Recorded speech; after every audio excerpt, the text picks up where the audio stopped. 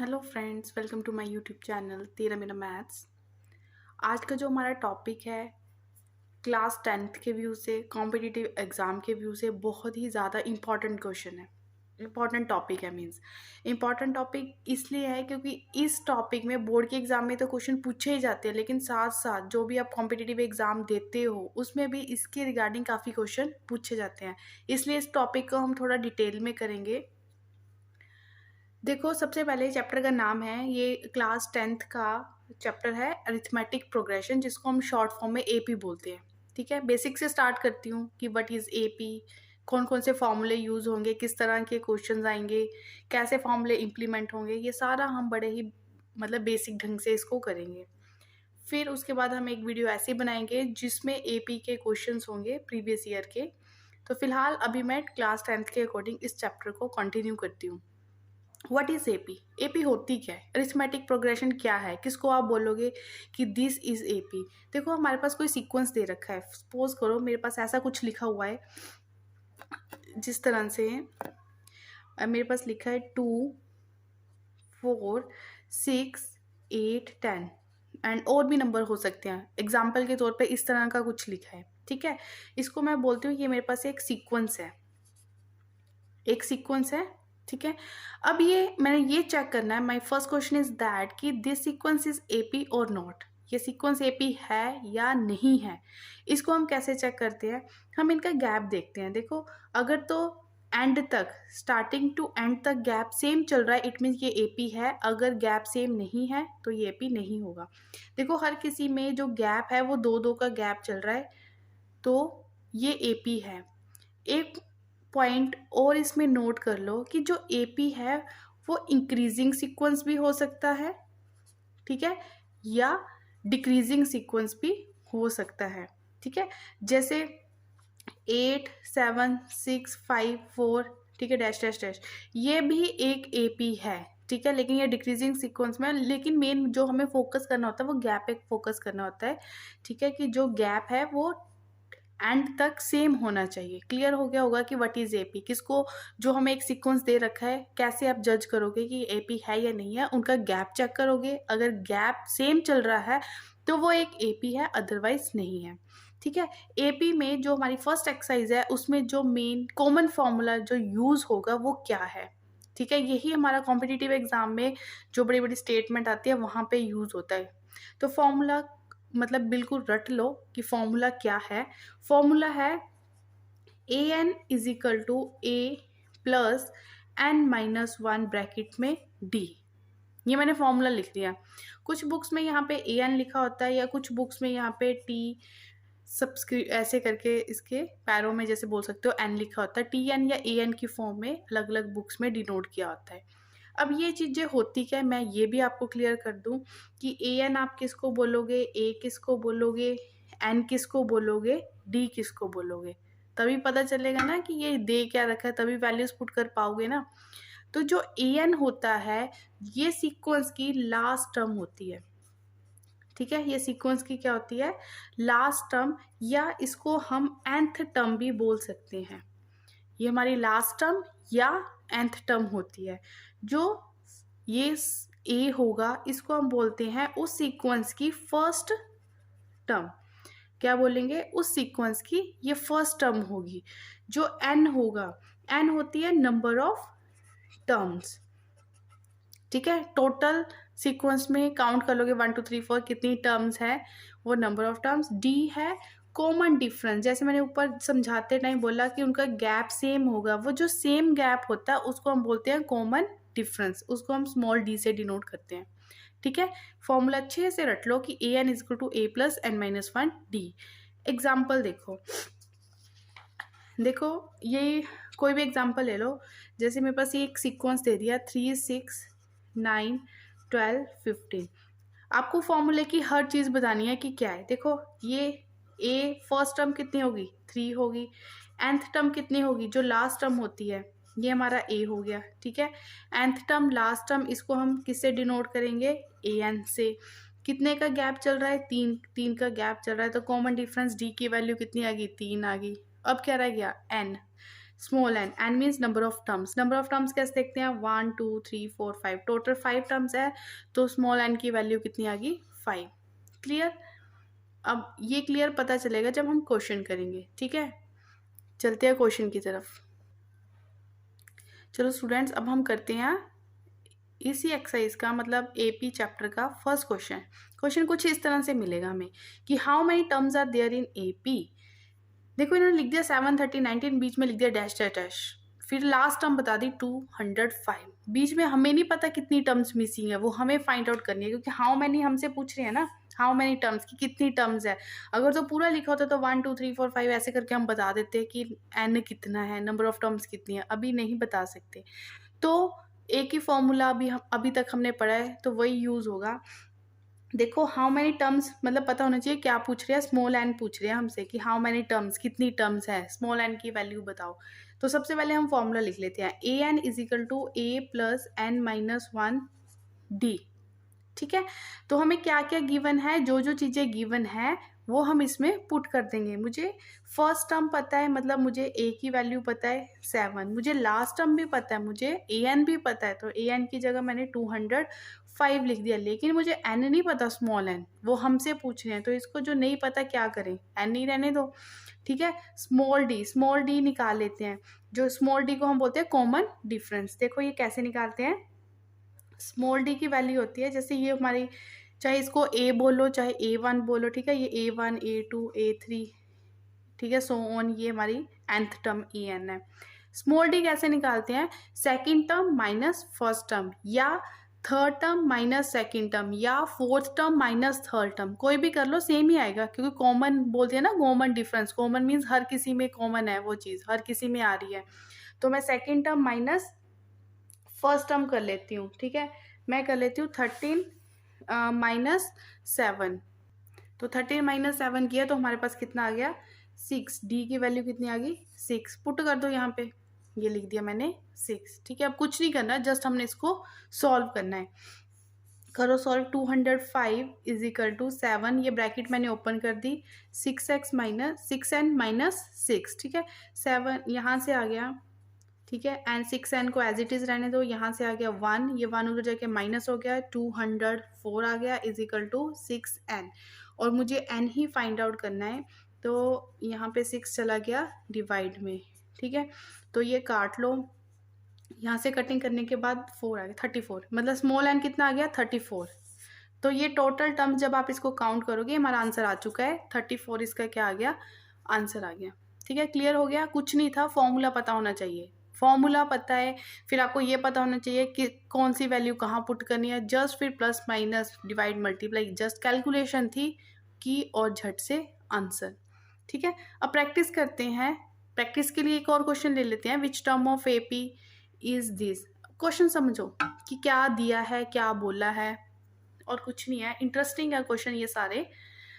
क्या बोला है कि which term of AP is 78, जैसे बोला कि ये 78 नंबर आएगा, ऐसे ये एक सीक्वेंस चलेगी 3 8 13 डैश डैश डैश, बीच में कहीं 78 भी आएगा। जैसे आपसे पूछा जाए कि जो 8 है ये कौन सी टर्म है, तो आप बोल दो कि सेकेंड टर्म है, ये 3 है ये फर्स्ट टर्म है, 13 है थर्ड टर्म है, फिर बीच में डैश डैश बोल दिया, फिर ऐसे ही पूछ लिया 78 कौन से नंबर पे आएगा, कि 78 है ये कौन सी टर्म है, तो बता देते हैं, हमें तो फॉर्मूला पता है, कुछ भी पूछ लो। ठीक है, तो हमने क्या किया, फॉर्मूला लिखा, A N is equal to A plus N minus 1 D.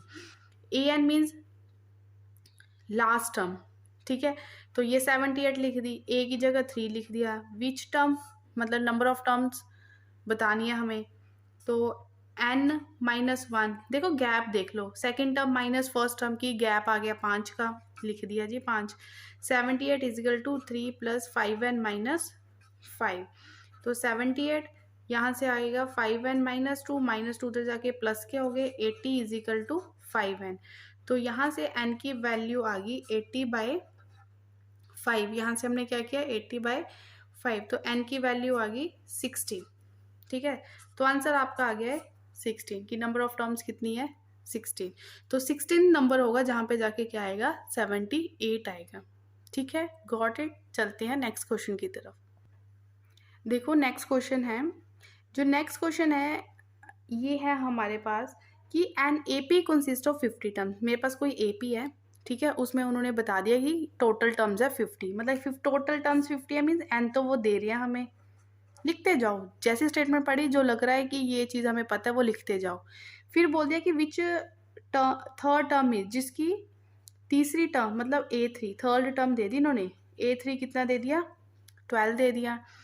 And last term is 106। Last term हमें नहीं पता कि कितनी है, 20 या 30 है, लास्ट टर्म है तो n लिख लेते हैं, AN। लास्ट टर्म हमें कितनी दे दी, 106। हमें A29 टर्म फाइंड आउट करनी है।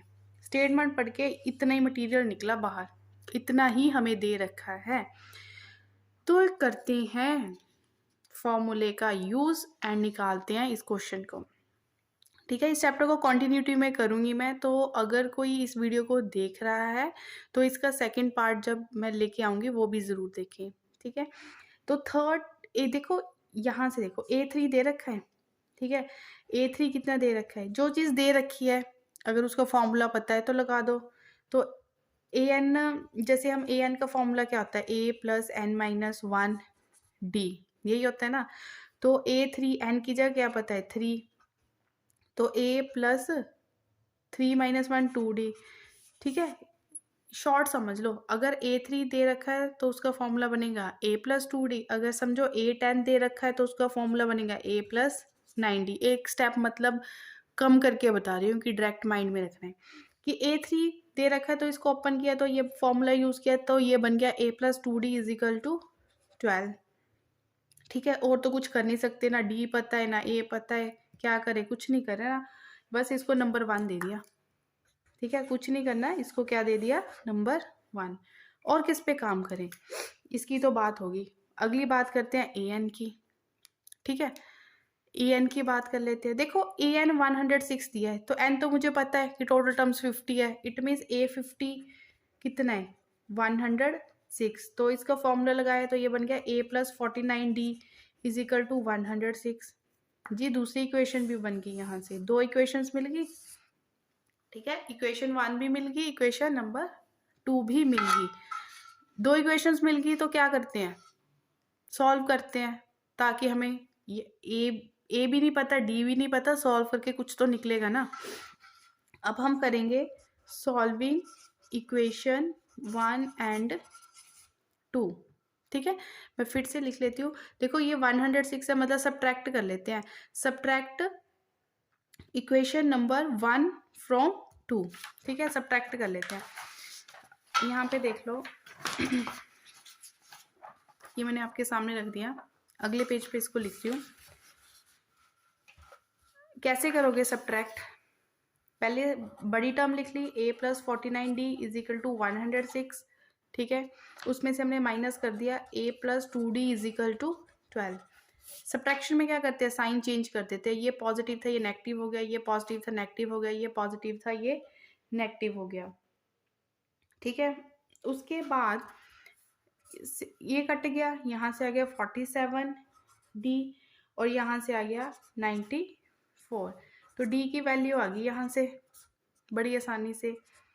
ठीक है, D की वैल्यू कितनी आ गई, 2। ठीक है, जैसे किसी की वैल्यू निकलती है उसको इक्वेशन नंबर 1 अच्छी लग रही है तो उसमें पुट कर दो, 2 अच्छी लग रही है तो उसमें पुट कर दो। Put D = 2 in equation number 1। Equation number 1 में D पुट कर दो, A+2, D की जगह 2 पुट कर दिया, 12। A+4 = 12, A+12 - 4 आएगा 8। तो A भी निकल गया। ठीक है, 2 ही हमें नहीं पता था, A भी निकल गया और D भी निकल गया। जब ये दोनों चीज़ें निकल चुकी है तो जो चीज़ पूछी गई है उसमें पुट कर दो। हमें क्या पूछा गया है, A29 टर्म फाइंड आउट करनी है हमें। तो A29 टर्म का फॉर्मूला लगा दो, क्या बनेगा, A+28D। A की जगह 8 पुट कर दिया, 28, D की जगह हमने क्या पुट कर दिया, 2 पुट कर दिया, 8 + 56, आंसर आ गया 64। ठीक है, सॉल्व कर रही हूँ इसलिए थोड़ा लेंथी लग रहा है। इन शॉर्ट एक बार आपको क्लियर कर देती हूँ। इन शॉर्ट हमने इस क्वेश्चन में क्या किया, मज़ेदार क्वेश्चन था, कुछ नहीं किया है, बस जैसे जैसे कोई चीज़ निकल रही है अगला स्टेप उसमें पुट करते जा रहे हैं। ये सारा मटेरियल था जो हमें गिवन था, ठीक है। गिवन में से हमने A3 उठाया, A3 का फॉर्मूला लगाया, वहाँ से मिली इक्वेशन। फिर AN उठाया, फिर देखा N तो हमें दे रखा है, ठीक है। A50 उसका लगाया फॉर्मूला A+n-1D, वहाँ से भी मिल गई इक्वेशन। अब जो दो इक्वेशंस मिल चुकी है उनको हमने क्या किया, सॉल्व। आफ्टर सॉल्विंग तो आपने ये देख लेना कि आपकी जो सॉल्व जब करते हैं, सॉल्व का मतलब या तो आप ऐड करोगे या सब्ट्रैक्ट करोगे, पर आप देख लो कैसे बात बन रही है, ऐड करके बन रही है या सब्ट्रैक्ट करके बन रही है। तो मैंने यहाँ पे देखा कि अगर दोनों ए है, सिमिलर है, तो माइनस होके ये कैंसिल हो जाएंगे, क्योंकि हमारा मोटिव तो कैंसिल करना ही होता है ना, किसी एक को कैंसिल करो तो दूसरे की वैल्यू निकलती है, ठीक है। मैंने कर दिया सब्ट्रैक्ट, बड़े में से छोटी इक्वेशन को माइनस कर दिया, वहां से मिली डी की वैल्यू, जैसी डी की वैल्यू मिली उसको इक्वेशन नंबर 1 में पुट किया, फिर मुझे ए भी मिल गया। यही दो चीजें अननोन थी, ठीक है। इन्हीं की वजह से जो चीज़ हमें फाइंड आउट करनी थी वो हम फाइंड आउट नहीं कर पा रहे थे। तो A29 में ये वैल्यूज पुट कर दी और मेरा क्या आ गया, आंसर आ गया, ठीक है। इसी एक्सरसाइज का एक और क्वेश्चन हम करते हैं। जो ये एक्सरसाइज मतलब मेरे साथ ये क्वेश्चंस कर रहा है उसकी मतलब जो अरिथमेटिक प्रोग्रेशन चैप्टर है क्लास 10th का, वो एक तरह से पूरी तरह मतलब आपका ये कंप्लीट हो जाएगा चैप्टर, ठीक है। बेसिक आपको अच्छे से आ जाएगा, बेसिक आ गया तो कॉम्पिटिटिव क्वेश्चंस करेंगे तो वो आपको बहुत ईजी लगेंगे। करते हैं नेक्स्ट क्वेश्चन। देखिए नेक्स्ट क्वेश्चन देखें। नेक्स्ट क्वेश्चन जो हमें है वो बोला है कि जो 70th टर्म है, कोई एपी है उसकी 70th टर्म है वो एक्सीड कर रही है, मीन ज्यादा है किससे, 10th टर्म से। कितनी ज्यादा है, 7 ज्यादा है। तो आपको कॉमन डिफरेंस फाइंड आउट करना है। कॉमन डिफरेंस मीन्स हमें जो चीज फाइंड आउट करनी है वो स्मॉल डी फाइंड आउट करना है। जो भी फॉर्मूले में स्मॉल डी आता है ना वो हमें फाइंड आउट करना है। कर लेते हैं, इस चीज को समझो, ठीक है। इस चीज को समझो, क्या बोला है, 17th टर्म बड़ी है किससे, 10th टर्म से। कितनी बड़ी है, 7 बड़ी है। कभी भी आपको इस तरह की छोटी बड़ी करके इक्वेशन मिलती है और उनका बोल दिया कितनी बड़ी है इतनी छोटी है, तो आप कैसे लिखते हो, बड़ी टर्म माइनस छोटी टर्म इज इक्वल टू जो उनका गैप आ रहा है, ठीक है। इस तरह से इक्वेशन बनती है, बड़ी टर्म माइनस छोटी टर्म इज इक्वल टू जितने का भी वो गैप बोल रहे हैं। लिख दिया। A17 पे फॉर्मूला लगा दो, ठीक है, A+n-1D। तो यहां से आ गया A+16D। A10 का फॉर्मूला क्या बनेगा, जब आप इसको ओपन करोगे A+9D इज इक्वल टू 7, ठीक है। ओपन कीजिए इसको, माइनस साइन है, कभी भी ब्रैकेट के बाहर माइनस साइन हो तो अंदर वाले साइन क्या होते हैं, चेंज होते हैं। -9D is equal to 7। Same terms with opposite sign will cancel each other, ठीक है। तो यहाँ से हमारे पास कितना आ गया, 7D is equal to 7D is equal to 1। आ गया मजा, आंसर आ चुका है, ठीक है। कॉमन डिफरेंस ही हमें फाइंड आउट करना था। तो ये क्वेश्चन भी हमारा हो चुका है। कर लेते हैं एक आधा क्वेश्चन और प्रैक्टिस के लिए। देखिए नेक्स्ट क्वेश्चन है मोस्ट इम्पॉर्टेंट। इस तरह का क्वेश्चन आपको कॉम्पिटिटिव एग्जाम्स में देखने को मिलता है, ठीक है। तो अगर तो आप इसको देखो कि how many 3 digits number are divisible by 7। कितनी 3 digits number, 3 digit number start कहाँ से होती है, 100 से स्टार्ट होती है, ठीक है।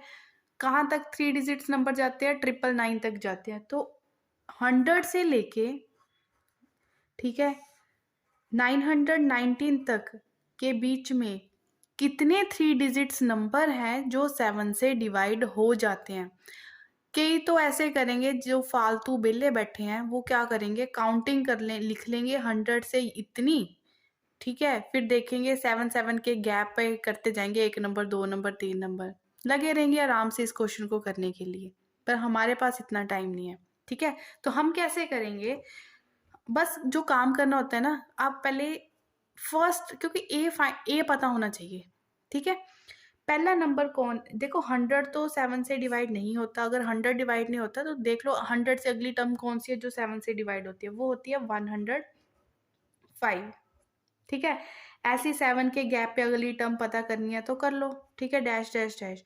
लास्ट वाली टर्म देखो 999, तो वो 7 से डिवाइड नहीं होता, तो उससे पहले वाली कौन सी टर्म है जो 7 से डिवाइड होती है, ठीक है। डिवाइड करके देख लो आप, तो 994, लास्ट टर्म भी क्लियर होगी, ठीक है। मुझे फर्स्ट टर्म भी क्लियर होगी, वो मेरे पास आ गई 105। जो लास्ट टर्म है, नंबर ऑफ टर्म्स तो नहीं पता, एन टर्म 994 आ गई। ठीक है, इनका गैप क्योंकि 7 7 का गैप चल रहा है तो स्मॉल डी की वैल्यू कितनी है 7। ये 3 वैल्यूज मेरे पास हो गई क्लियर। जस्ट मुझे हाउ मैनी पूछ लेते हैं, इट मीन्स वो हमसे एन ही पूछ रहे हैं कि एन फाइंड आउट करना है। फॉर्मूला लगाओ, A N is equal to A plus N minus 1 D. A N की जगह लिख दिया, वैल्यूज लिख दो, ए की जगह 105, एन तो नहीं पता जी, डी की जगह लिख दिया 7। ठीक है, जस्ट सॉल्व करना है इसको, ब्रैकेट ओपन कर लो, 7n माइनस 7। ठीक है, तो इसको जब हम माइनस करेंगे, ठीक है, तो इसको सॉल्व कीजिए। यहाँ से इन दोनों को माइनस किया हमने, 105 में से 7 माइनस किए तो मेरे पास आ गए 98 प्लस 7n। ठीक है, 98 इधर जाके माइनस के हो गए, 994 माइनस 98 करो तो आ गया 896। 896 इज इक्वल टू 7n। तो n की वैल्यू निकाल लो यहाँ से। ठीक है, 7 से डिवाइड कर लो इसको, n कितना आ गया 128। मतलब यहाँ से यहाँ तक 100 और 999 में 128 टर्म्स ऐसी होंगी जो क्या होगी 7 से पूरा पूरा डिवाइड हो जाएगी। ठीक है, इसी की तरह एक और क्वेश्चन कर लेते हैं। देखो, पिछली स्टेटमेंट समझ ली तो इसको भी थोड़ा समझो। क्या बोला है कि मल्टीपल ऑफ, उसमें मल्टीपल ऑफ 7 की बात हो रही है, यहाँ पे मल्टीपल ऑफ 4 की बात हो रही है कि 10 और 250 के बीच में ऐसे कितने नंबर हैं जो 4 से क्या हो जाएंगे, मल्टीप्लाई हो जाएंगे। हमें क्या करना होता है, पहले वाले 2-3 नंबर लिखने होते हैं, 2-3 भी क्या 2 लिख लो, एक लास्ट वाला नंबर लिखना होता है, फिर तो बात ही बन गई, फिर फॉर्मूला उठाना है, पुट कर देना सब कुछ। ठीक है, तो 10 के बाद ऐसा कौन सा नंबर है, बिटवीन बोल रहे हैं ना मीन्स 10 और ये नंबर इंक्लूड नहीं होते, बिटवीन मतलब इन दोनों के बीच में ही। तो एक तो 12 हो गया, एक 16 हो गया। ठीक है, और 250 से पहले पहले वाला नंबर देख लो तो वो होता है 248 होता है। ठीक है, डिवाइड करके देख लो, क्योंकि आप पहले क्या करो, अगर समझो ऐसा कोई, ये तो जो छोटे नंबर है, आपने इसको 4 से डिवाइड करके देख लेना, जितना रिमाइंडर बच रहा है ना, मतलब उतने 2 नंबर आप कम करके देख लोगे। तो यहाँ से ए कितना आ गया 12 आ गया, कॉमन डिफरेंस क्योंकि 4 का मल्टीपल है, कॉमन डिफरेंस 4 आ गया। ए एन मेरे पास कितना आ गया 248 आ गया। तो ए एन का फॉर्मूला लगा दो, A N is equal to A plus N minus 1 D. A N की वैल्यू 248 होगी, ए की वैल्यू 12 होगी, एन माइनस 1 पता नहीं है, डी की जगह क्या हो गया 4 हो गया। तो आप कर लो सॉल्व, जैसे जिसको जैसे सॉल्व करना है वो वैसे कर लो। ठीक है, तो हम कर लेते हैं। 12 पहले हमने यहाँ पे शिफ्ट कर दिया, इस साइड को हमने 12 शिफ्ट कर दिया, तो मेरे पास आ गया 248 माइनस 12, तो ये आ गया 236 is equal to n minus 1 4। 4 इधर जाके मल्टीप्लाई हो रहा है, यहाँ पे इधर जाके डिवाइड करेगा। जब 236 को 4 डिवाइड करेगा तो मेरे पास आ गया 59। ठीक है, एन माइनस 1। ठीक है, एन फाइंड आउट करना, -1 उधर गया, 59 माइनस 1 60, आंसर आ गया। तो नंबर ऑफ टर्म्स कितनी है टोटल 60। ठीक है, क्लियर हो गया। एक बार फिर से प्रैक्टिस करके देख लेना, कोई ज़्यादा मुश्किल क्वेश्चन नहीं है। ठीक है, स्कोरिंग है फॉर 10th क्लास और important for competitive exam. I think ये आपको सब कुछ क्लियर हो गया होगा। तो don't forget to like share and subscribe the video. Thank you.